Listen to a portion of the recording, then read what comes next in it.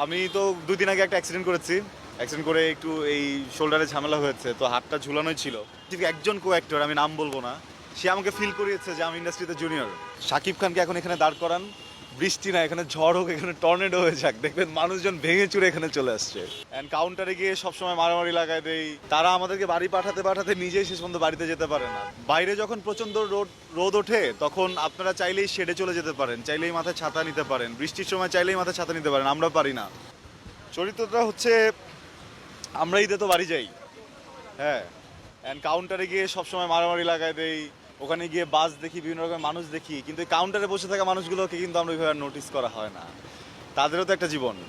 তারা আমাদেরকে বাড়ি পাঠাতে পাঠাতে নিজেই শেষ পর্যন্ত বাড়িতে যেতে পারে না। তো এরকম একটা ক্যারেক্টার আমি প্লে করছি যে একটা এরকম বাস কাউন্টারের ম্যানেজার।